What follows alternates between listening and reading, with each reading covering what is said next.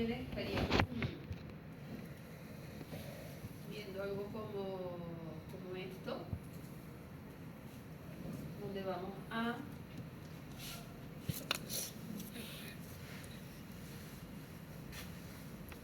Después de las 24 horas no se puede, ¿no? sí, se saca y se lee.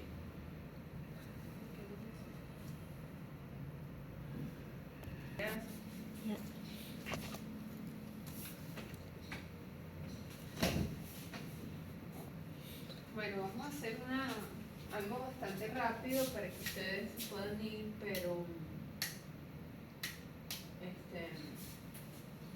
quedará que estudien por su cuenta, ¿ok? Sus compañeros también van a tener que hacerlo. La semana pasada nosotros trabajamos con diagnóstico microbiológico de enfermedades respiratorias altas, ¿recuerdan? Sí. ¿Ok? Pues vamos a completarlo con las infecciones respiratorias bajas. Vamos a ver la teoría de estas infecciones la semana que viene.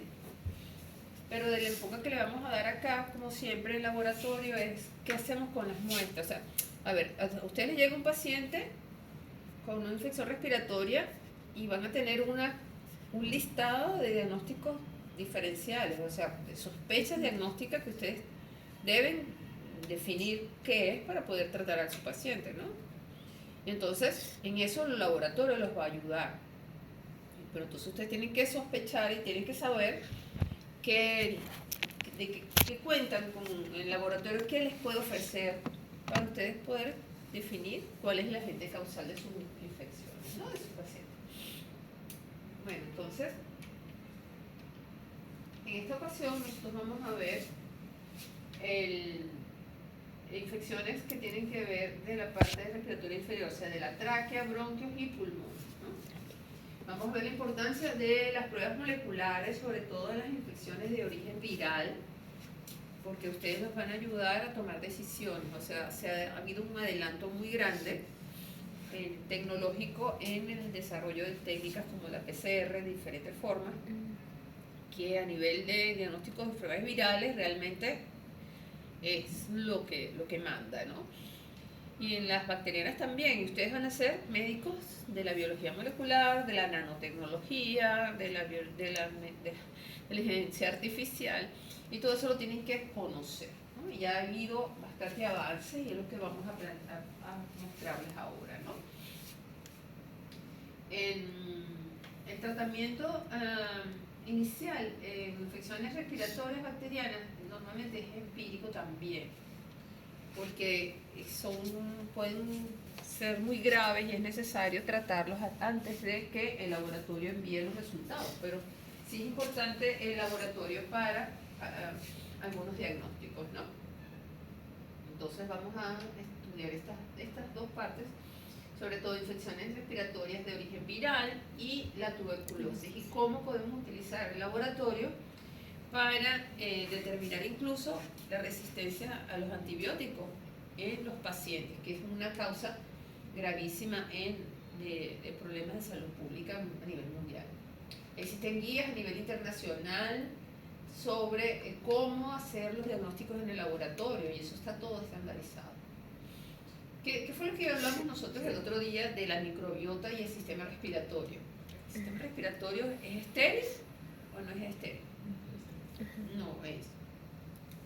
Pero la cantidad de microbiota va disminuyendo en la medida que se va profundizando a nivel en los tejidos más profundos del sistema respiratorio, ¿no? Y se acuerda que había una relación entre el microbioma intestinal y el pulmonar. Eso es algo realmente importante que ustedes también van a trabajar como médicos usando la microbiota, que realmente cada día se valora más ella. Esta es una clasificación que ustedes tienen que estudiar y conocer de cómo se clasifican los virus asociados con infecciones respiratorias, según sus grupos y cuáles son los virus más utilizados o más conocidos, mejor dicho. El virus de la influenza en sus diferentes grupos, el virus sincicial respiratorio, que lo vamos a estudiar ahora, El SARC, y ya ustedes, bueno, somos expertos en SARC. Dentro de las infecciones que afectan a nivel de los bronquios, está la bronquitis, que lo vamos a ver en la teoría, que es una infección bacteriana, simplemente producción de moco y de procesos inflamatorios en los bronquios. Pero la bronquiolitis como tal es una infección de niños menores de 2 años asociada con el frío. Normalmente el otoño y el invierno son épocas donde hay mucha bronquiolitis. Es una infección viral, donde el 80% de la bronquiolitis es producida por el virus sincicial respiratorio. ¿Dónde está? Virus sincicial respiratorio. ¿Okay? Es el que produce la mayor cantidad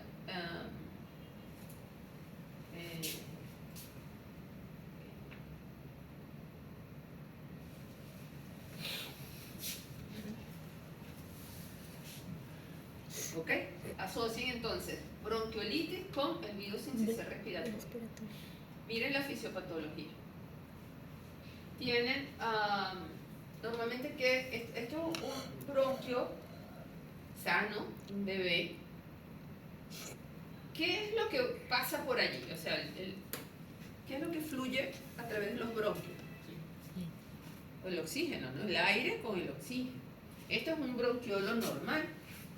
Ahora imagínense, después de un proceso infeccioso donde se aspira gotículas de aire contaminadas con este virus sincicial respiratorio, va a producirse, va a llegar hasta los bronquios y, como ya conocemos, el sistema inmune va a responder contra esa infección, produciendo inflamación, edema, aumento de la producción de moco y necrosis del epitelio del bronquiolo. ¿Y qué creen que va a pasar allí? ¿Cómo serán los niveles de saturación de oxígeno de ese bebé? Bajos o nulos, porque eso está completamente obstruido el paso del oxígeno, del aire. ¿Verdad? Entonces eso genera un problema de una emergencia médica. Los síntomas se desarrollan de una forma muy rápida, tienen un periodo de incubación de 2 a 8 días, pero que como es un virus tiende a resolverse solo. Y los laboratorios, el examen de laboratorio realmente no son útiles aquí. Aquí realmente el procedimiento es de tipo, el diagnóstico es de tipo clínico. ¿Okay? En 2 o 3 semanas normalmente se cura la enfermedad. El virus de la influenza ya lo sabemos, lo conocemos, grupos de edad extremas, donde hay mayor influencia, mayor susceptibilidad. Conocemos los grupos de riesgo, las infecciones secundarias de tipo bacteriana que se pueden obtener después de una infección por influenza, el tipo de diagnóstico, aquí tenemos el tipo de muestra, ya esto lo conocemos, ¿verdad? Espero que lo hayan estudiado para el examen de hoy. Pero existen nuevas técnicas de biología molecular, como esta GeneXpert, que se utiliza, bueno, que en 30 minutos en un PCR en tiempo real ya tienes tú un diagnóstico de cuál es el posible agente infeccioso. Esto se usa mucho para tuberculosis, lo vamos a ver más adelante. A nivel de infecciones respiratorias, sobre todo virales, existe otra técnica que es esta FILARRAY, que también es una PCR, que va en un solo panel, en una sola estudio, puedes determinar todos estos virus que son capaces de producir infecciones respiratorias, utilizando como muestra un hisopado nasofaríngeo. De yo me la muestra, esto es un PCR, ¿ok? Pero miren cómo ha avanzado, puedes detectar estos virus y estos tipos de bacterias que son para infecciones atípicas de bacterias. ¿Ok? ¿Sí? Vamos a hablar ahorita de la neumonía. Neumonía adquirida en la comunidad. Esto que está aquí, NAC, quiere decir neumonía adquirida en la comunidad. Hay que diferenciarla de la neumonía intrahospitalaria, que la vamos a estudiar en otro día. ¿Okay? Las neumonías afectan en los extremos de edades. Salud. Gracias. Y es muy importante poder saber el nivel de, sobre todo en los adultos mayores, tomar decisiones de hospitalización, porque puede generar una gran mortalidad en adultos mayores, las neumonías. Por eso es importante. Habrá, por ejemplo, ¿qué vacunas hay que pueden prevenir una neumonía? Antineumocóxica. Las antineumocóxicas, muy bien, ¿no? Sabemos ya los mecanismos de defensa. ¿Estos serían mecanismos de qué nivel? ¿1, 2 o 3? Uno. Primarias, ¿no? Entonces aquí, espero que estos serían de los mecanismos que hablamos hoy en el examen, ¿no? Entonces, si están estos mecanismos de defensa, se evita una infección más prominente, ¿no? Y a este señor lo conocen, ¿cómo se llama? ¿Qué bacteria es esta? Streptococcus pneumoniae. ¿Cuál es el nombre vulgar del Streptococcus pneumoniae? Neumococo. Entonces es responsable el neumococo de 1,5 millones de muertes anuales por neumonía. Puede producir una mortalidad entre el 10 y el 30% en adultos mayores, el neumococo. Por eso es tan importante el tema de las vacunas, ¿no? A través del alveolo sabemos que el alveolo está recubierto por una red de capilares y allí está en contacto directo con la sangre, ¿verdad? Entonces, hay 3 formas, esto es importante que lo determinen, 3 formas de que se pueda infectar un pulmón: por vía hematógena, por inhalación y por microaspiración. ¿Cuál sería esa vía hematógena? Sabiendo que los alvéolos están en contacto casi directo con la sangre.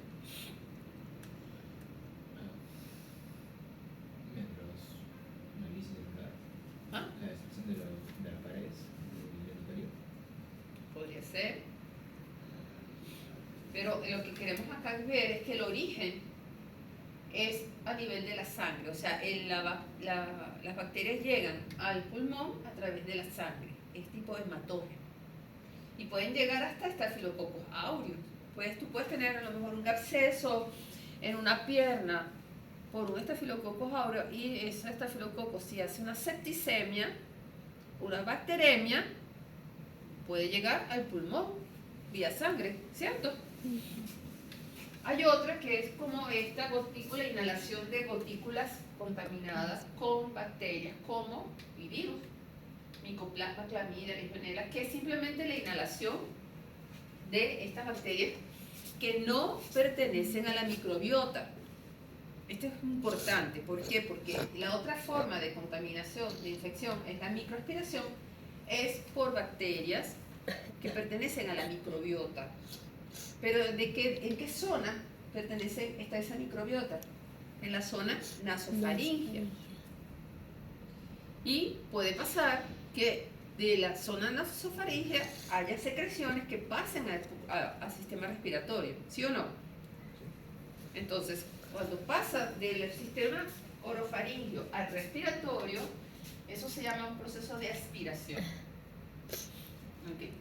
¿No les ha pasado que están comiendo y se les va un arrocito y empieza uno a toser como loco? Eso es una aspiración. ¿Okay? Las personas, por ejemplo, que convulsionan y vomitan, en ese momento el contenido estomacal puede pasar a nivel respiratorio y puede haber una infección, una neumonía por aspiración. ¿Okay? Por eso es que las personas hay que ponerlas de medio lado para que no si se llegan a incluso tragar su propia saliva, pero como no controlan, pasa directamente por proceso de aspiración a pulmón y puede producir infecciones, ¿sí? Las neumonías adquiridas en la comunidad son de 2 tipos: típicas o atípicas. Las típicas, básicamente producidas en un 90% por neumococo. Y aquí otras condiciones, incluso enterobacterias pudiese ser, pero ya en condiciones de inmunosupresión. Existen las bacterias atípicas que producen cuadros clínicos distintos. Entre ellas están Mycoplasma, Clamidia y Legionella. Son bacterias que pueden producir infecciones de tipo neumonía, ¿ok?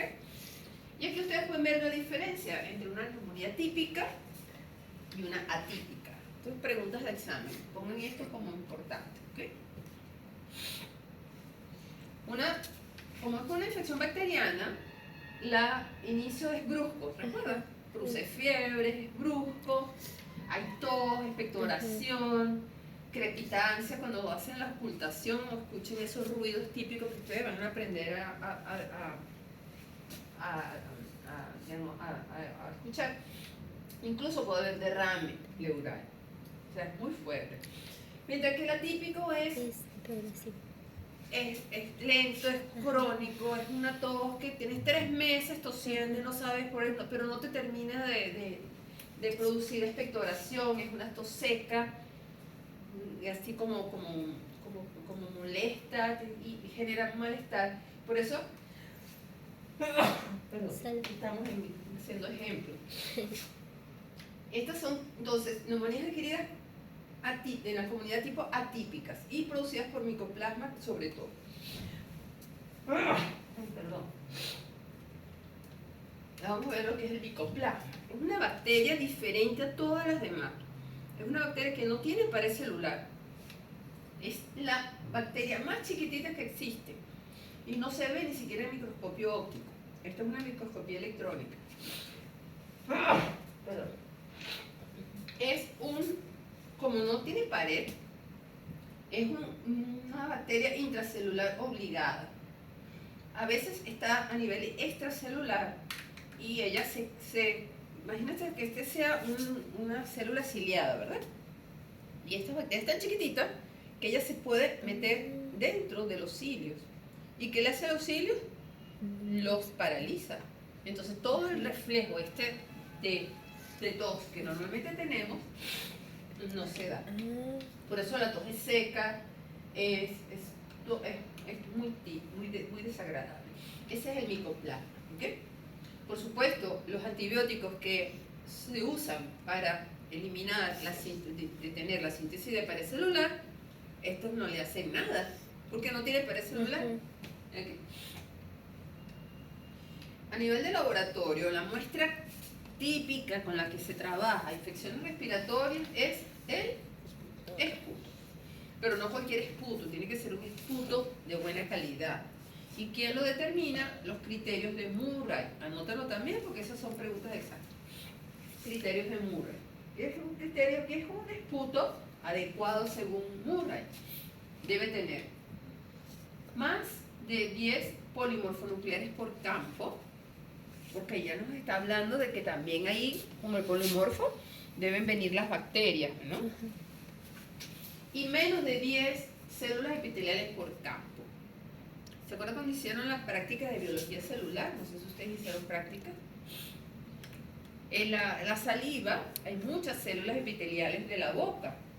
Entonces, si hay mucha saliva, la muestra de esputo no sirve, porque necesitamos una muestra de las partes de secreciones profundas de los bronquios, de los pulmones, ¿ok?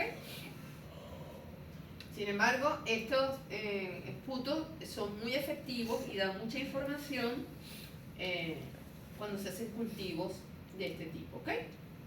Esta sería una muestra de esputo donde tiene bastantes polimorfonucleares. La toma de la muestra es importante, debe ser tomada antes de los antibióticos, enjuagarse bien la boca para que cuando el esputo pase por la boca y sea expulsado no se contamine con bacterias de la boca. Se hace una observación macroscópica del esputo. Si está rojo, se puede decir que es hemóptico porque probablemente haya una hemorragia. Si es purulento, ahí ya pensamos en una posible infección bacteriana y así vamos viendo las características macroscópicas. Ese esputo debe sembrarse en diferentes tipos de medios para tratar de darle la oportunidad de que crezca todo lo que hay allí. ¿Okay?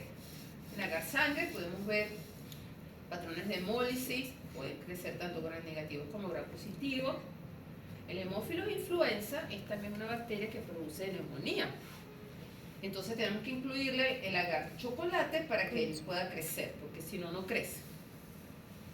Y también podemos cubrir en gran negativa, que sean lactosa positiva, como la Klebsiella pneumoniae, que es también una bacteria que puede producir neumonía y que es lactosa positiva, y entonces la podemos ver en un McConkey, ¿ok? Como el esputo tiene tantas bacterias, la forma de siembra se recomienda que sea por agotamiento para poder contar cuántas colonias hay de bacterias hay, ¿ok?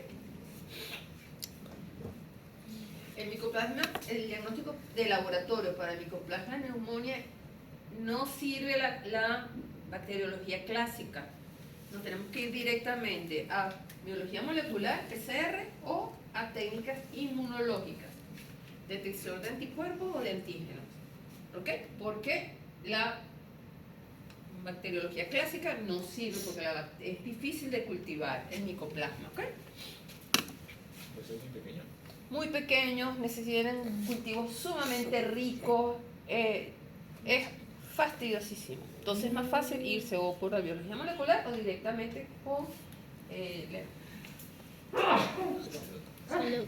se van a fastidiar, por eso es una ley. ¿Ok? Entonces hay algo importantísimo para ustedes con este tipo de tema neumonía.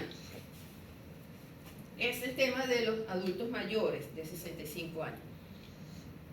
Son muy susceptibles y pueden morir rápidamente. ¿Okay? Entonces, ustedes necesitan tomar decisiones de hospitalización. Y para eso se utilizan los criterios estos de escala de Kurth, que viene por estas siglas, macrónico, de confusión, presencia de urea, y los niveles de frecuencia respiratoria, aquí tiene que ver con la presión sanguínea y la edad. Entonces, si tu paciente tiene confusión, es un punto.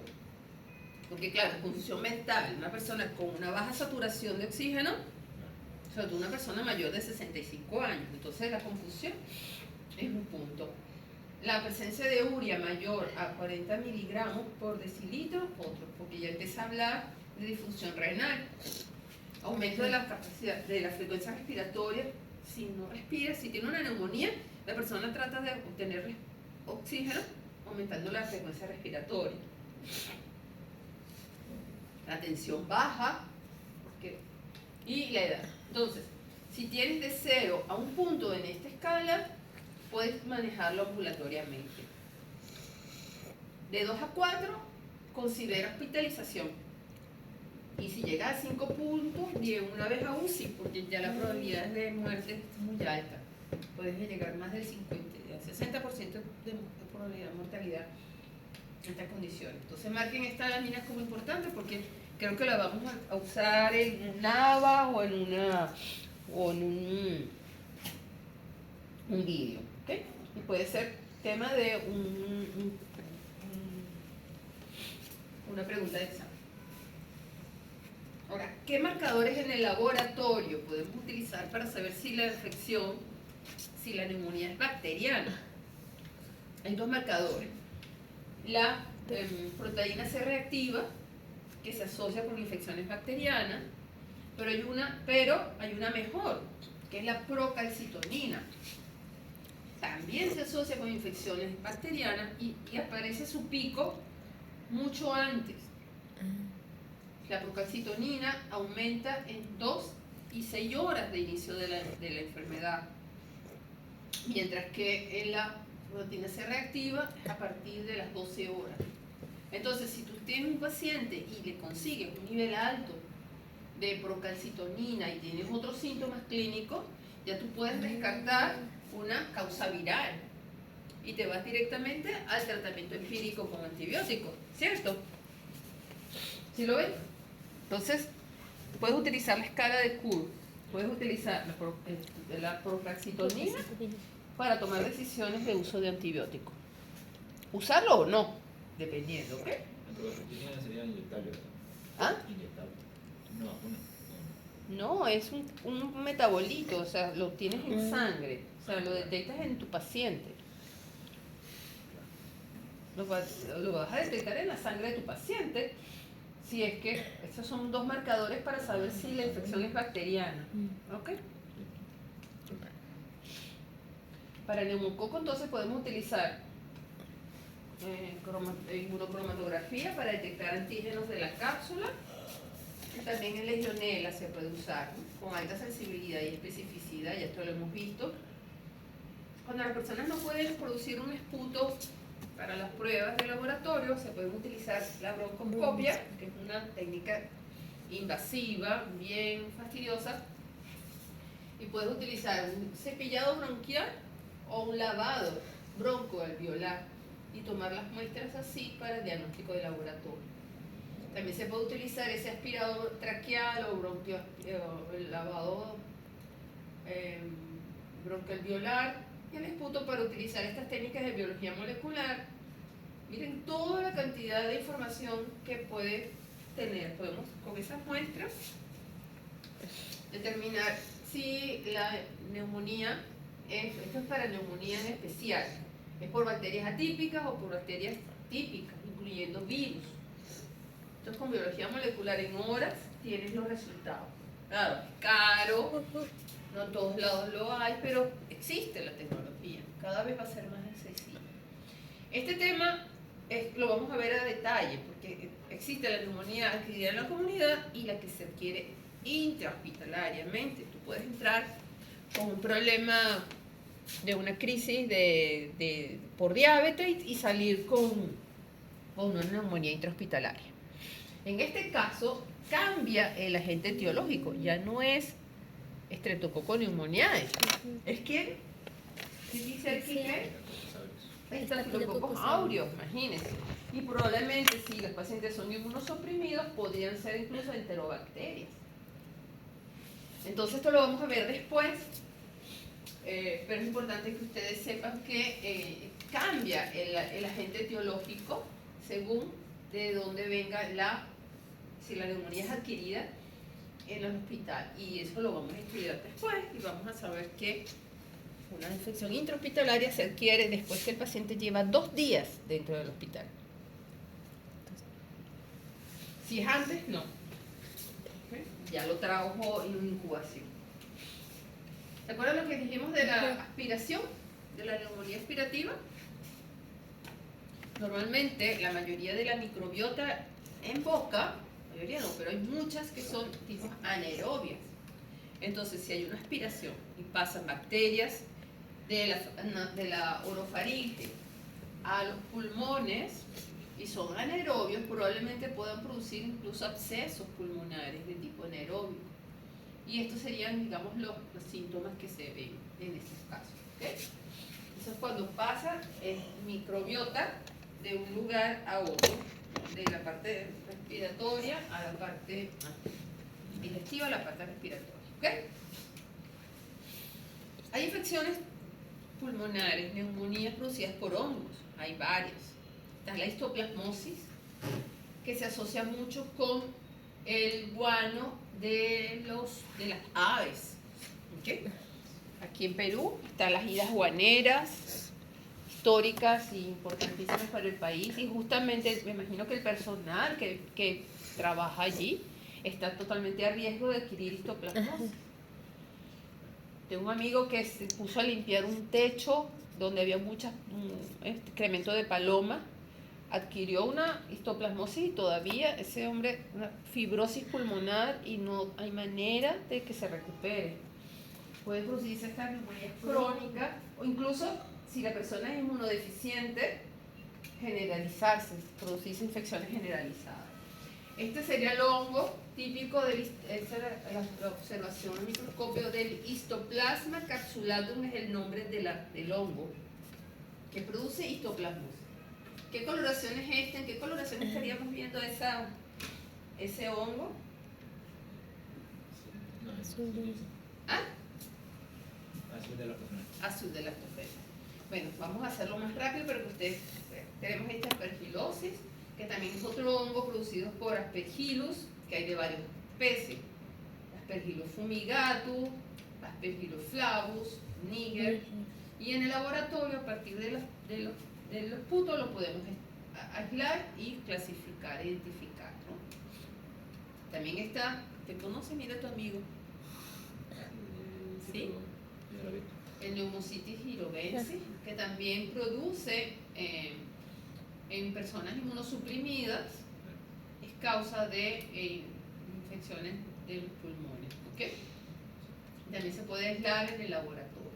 La tuberculosis, bueno, sabemos lo grave que es, lo vamos a tomar nuevamente en la teoría, pero en el laboratorio vamos a ver que tuberculosis puede ser pulmonar en un 80%, pero también fuera puede haber tuberculosis en ganglio, en la pleura, en esto, mal de Pot se daña la columna vertebral, y también los riñones pueden producir tener una tuberculosis. Aquí están las características generales del Mycobacterium. Se tiñe con Sil-Nielsen y tienen medios de cultivos especiales como el Middlegroup y el Low Stringency. La muestra que se utiliza para el diagnóstico es el esputo. Se utiliza la coloración de Sil-Nielsen. ¿Se acuerdan la coloración de Sil-Nielsen? Con la fucsina fericada. Entonces esa fucsina, y usando el colorante de contraste azul de metileno, se logra una coloración así, el fondo azul, y va a verse los bacilos en los extendidos de esputo. Y eso es una técnica que se utiliza para el diagnóstico. Esto es muy importante y con esto yo creo que podemos dejarlo hasta aquí. Esto se llama baciloscopía o también lo llaman BK. Esto es un diagnóstico que se utiliza todo el mundo para ver el nivel de infección de los pacientes de tuberculosis. Y eso se hace en el laboratorio. Imagínense que esto es una lámina portaobjeto y le haces un extendido de esputo. Le haces la coloración de Sil-Nielsen y empiezas a contar. Imagínate que esta es la lámina. Tienes que contar, la técnica te pide que mires 100 campos. O sea, enfocas aquí, después enfocas aquí, después enfocas aquí, aquí. Y vas a hacer un barrido así, sin repetir, en toda la lámina, hasta que alcances 100 campos. Si en 100 campos no ves ningún bacilo ácido alcohol resistente, que es lo que vemos aquí, esto es un bacilo ácido alcohol resistente porque resistió a la coloración de Sil-Nielsen. Entonces, si viste los 100 campos y no viste ninguno, no se observa ningún bacilo ácido alcohol resistente, reportas, no se observan varios. Si cuando contaste los 100, viste de 1 a 9, en esos 100 campos reportas el número exacto de bacilos. Por ejemplo, si viste 7, pones en 100 campos se observaron 7 bacilos ácido alcohol resistente. Eso es lo que reporta el laboratorio. Y eso es una alerta para el médico. Dice, este paciente o se le está quitando o le está comenzando. Si en esos 100 campos observas de entre 10 y 99, ya es positivo a una cruz. ¿Okay? Y si en ese proceso antes de llegar a los 100, a los 50 campos, observaste de 1 a 10, en los primeros 50 campos, ya, ahí no sigues ni contando. Ya lo reportas positivo a 2 cruces. ¿Sí?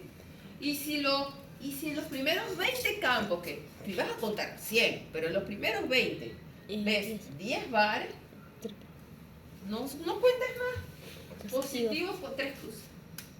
Y eso es muy importante porque esa es una forma económica de hacer un seguimiento del paciente. Tú a ese paciente le pones el tratamiento y luego a los 6 meses le vuelves a hacer esto. ¿Y qué deberías pretender tú que pase? Que disminuya, ¿verdad? O desaparezca el número de bacilos alcohol resistentes de la muestra de tu paciente. Si el tratamiento funcionó, si hay resistencia, a correr. ¿Okay? Pero es una forma económica y rápida de poder llevar un control del paciente. ¿Sí? Entonces hay otras técnicas, esta es Guinyun es similar a la otra, pero sin calor, solo que el fenol es más concentrado y entonces eso sustituye al calor. También se pueden hacer conteos de los bacilos en microscopía de fluorescencia con este colorante fluorocromo de rodamina. Esta es la prueba de tuberculina, creo que la vamos a ver en la teoría un poco, que es una prueba de hipersensibilidad retardada tipo 4, que vamos a ver si la persona ha estado en contacto con el bacilo antes y lo retas con antígenos solubles del Mycobacterium, va a dar una respuesta positiva, pues su sistema inmune lo va a reconocer. Entonces hay otra técnica que completa esto, que es la determinación de interferón gamma, porque sabemos que a nivel del pulmón lo primero que hacen los macrófagos alveolares es producir interferón, ¿ok? Y entonces eso va a complementar el estudio de la tuberculina midiendo los niveles de interferón gamma liberados por los macrófagos en este proceso. Entonces es una prueba complementaria, ¿ok? Aquí tienen los medios de cultivo, Lowenstein Janssen, Middlebrook. Este es el más clásico, el más antiguo. Y este Middlebrook mejoró la tecnología y ahora el cultivo aquí dura menos tiempo, crece más rápido, pues, ¿no? En el Middlebrook. Pero estos son los dos medios clásicos. Si se les pregunta, esos son los dos medios. Así se verían las colonias en esos medios de cultivo. Hay pruebas bioquímicas de identificación, como reducción del telurito de potasio, positividad a la niacina, catalasa positivo y a nitratos. Es necesario determinar la resistencia a los antibióticos. Importantísimo, y hay técnicas de laboratorio para saber si el paciente es resistente a rifampicina y isoniazida, y eso lo determina si la cepa es multiresistente o no. ¿Sí lo ven? Esto lo tienen que estudiar, esto no es suficiente así que... Hay una bióloga peruana de la Cayetano que definió esta tecnología de microcultivos que hace que el Mycobacterium crezca más rápido y se pueda detectar sensibilidad a los antibióticos. Pero existen técnicas automatizadas que facilitan la observación del cultivo. Estas son pruebas muy viejas donde se utilizaban virus. Miren esto, micobacteriófagos. O sea, son virus que les gusta usar a las micobacterias para multiplicarse. Entonces, una técnica que ni se las voy a explicar porque es muy antigua. Aquí lo mejor es las técnicas de biología molecular, que en un solo cassette, tú agarras este cassette, le abres un huequito, le pones el esputo aquí, lo cierras, lo metes en la máquina y te vas para tu casa. Y al día siguiente vienes viendo el resultado en un PCR a tiempo real.